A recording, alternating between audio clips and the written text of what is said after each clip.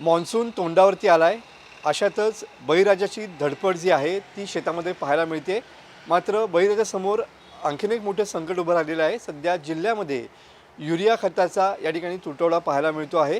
आपल्यासोबत बोलण्यासाठी बाबा दळी आहेत की जे संघटनेचे अध्यक्ष आहेत. सर, काय परिस्थिती आहे सध्या जिल्ह्यातली? तुमच्याकडे किती मागणी केली होती आणि युरियाची काय परिस्थिती आहे? 500 टनाची मागणी आहे आणि अजून 50 टन पण आम्हाला मिळालेलं नाही आहे. आणि पूर्णपणे युरिया हे भातासाठी लागतं आणि रत्नागिरी जिल्हा भातासाठी अग्रेसर आहे आणि आम्ही त्यांना खत देऊ शकत नाही. बाकी कॉम्प्लेक्स खतांचा पुरवठा चांगला होतो आहे. आंबा बागायतदार, काजू बागायतदारांची काही कंप्लेंट नाही. फक्त शेवटी गरीब शेतकरी आहेत, त्यांना युरिया न मिळाल्यामुळे त्यांचं खूप नुकसान होतं आहे आणि त्याच्यामध्ये नियोजन नसल्याचं एक दिसतं आहे.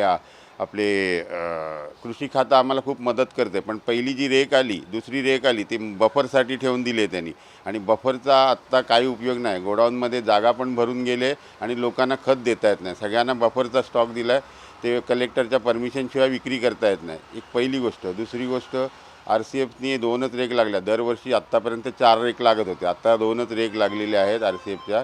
त्याच्यानंतर नर्मदा म्हणून जी कंपनी आहे बायोकेम, ती अख्ख्या भारताला आमच्या रत्नागिरीतून रेक पॉईंटवरून खत पाठवते आणि रत्नागिरीमध्ये एकही दाणा खताचा देत नाही आहे. त्यांच्याकडे पैसे जमा असताना पण माल देत नाही आहेत. काहीतरी तांत्रिक कारणं सांगतात.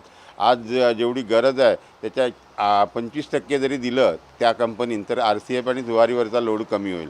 आणि युरिया खताची मागणी कधीपासून करताय? आणि सध्या एक महिन्यापासून युरियाची मागणी आहे आमची आणि 500 टनाची मागणी असताना 50 टन पण आम्हाला मिळालेली नाही. फक्त जुवारी आणि RCFनी थोडं थोडं दिलं आहे. नर्मदावाले काय खत देत नाही आहेत. तर गव्हर्नमेंटनी त्यांच्यासाठी काहीतरी व्यवस्था करावी, कारण अख्ख्या हिंदुस्थानला इथून खत जाताना रत्नागिरीच्या लोकांना का देत नाहीत हे मला कळलं नाही शेवटपर्यंत.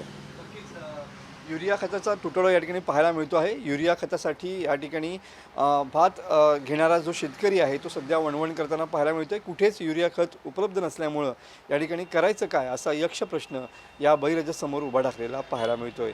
कॅमेरामन समित गजनेसह मनोज लेले, TV9 मराठी, रत्नागिरी.